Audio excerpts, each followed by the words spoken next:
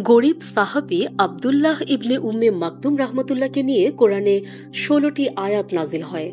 ঘটনাটা এরকম।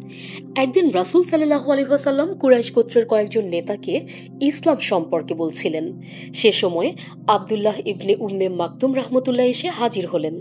তিনি বললেন, ইয়া রাসূল আল্লাহ, আল্লাহ আপনাকে যা শিক্ষা দিয়েছেন তার থেকে কিছু আমাকে শিখিয়ে দেন। সম্পর্কে উম্মে মাকতুম নবীজির শ্যালক ছিলেন।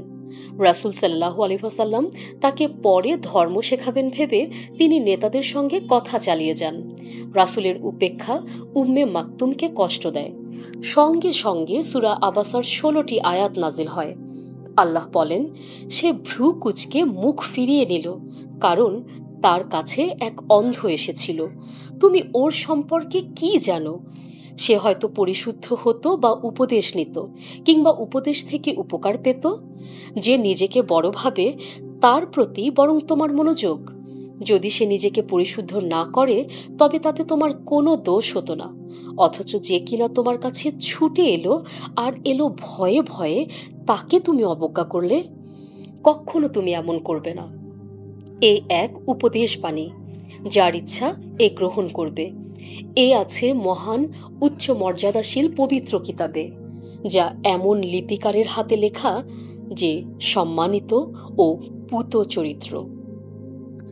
ধর্ম নিয়ে জানার আগ্রহের কারণে আল্লাহ আবদুল্লাহ ইবনে উম্মে মাকতুম রাহমাতুল্লাহকে মর্যাদা দিয়ে কোরআনের আয়াত নাজিল করেছেন। এরপর থেকে রাসূল সাল্লাল্লাহু আলাইহি ওয়াসাল্লাম আবদুল্লাহ ইবনে উম্মে মাকতুম রাহমাতুল্লাহকে খুব সম্মান করতেন। তিনি এলে ডেকে কাছে বসাতেন, কুশল জিজ্ঞেস করতেন এবং কিছু প্রয়োজন থাকলে তা পূরণ করতেন। ইবনে উম্মে মাকতুম রাহমাতুল্লাহ ছিলেন অন্ধ। তার বাড়ি ছিল মসজিদ থেকে একটু দূরে। সব সময় তার সাহায্যকারীও ছিল না। এত অসুবিধা সত্ত্বেও তিনি জামাতে নামাজ আদায় করতেন। মদিনায় হিজরতের পর রাসূল সাল্লাল্লাহু আলাইহি ওয়াসাল্লাম ইবনে উম্মে মাকতুম রাহমাতুল্লাহ এবং বিলাল ইবনে রাবাহ রাদিয়াল্লাহকে মুয়াজ্জিন নিয়োগ করেন। বিলাল রাদিয়াল্লাহ আজান দিতেন আর ইবনে উম্মে মাকতুম রাহমাতুল্লাহ দিতেন ইকামাত।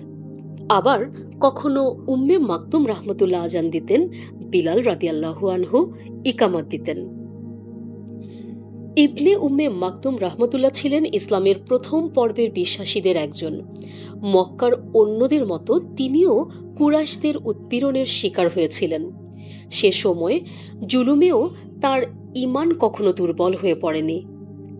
তিনি এবং মুসাব ইবনে উমাইর রাহমাতুল্লাহ সাহাবীদের মধ্যে সর্বপ্রথম মদিনায় হিজরত করেন। আল্লাহর রাসূল সাল্লাল্লাহু আলাইহি ওয়াসাল্লামকে তিনি অসম্ভব ভালোবাসতেন। কোরআন শিক্ষার প্রতি তার ছিল প্রবল আগ্রহ। মদিনাবাসীকে তিনি কোরআন শেখাতেন।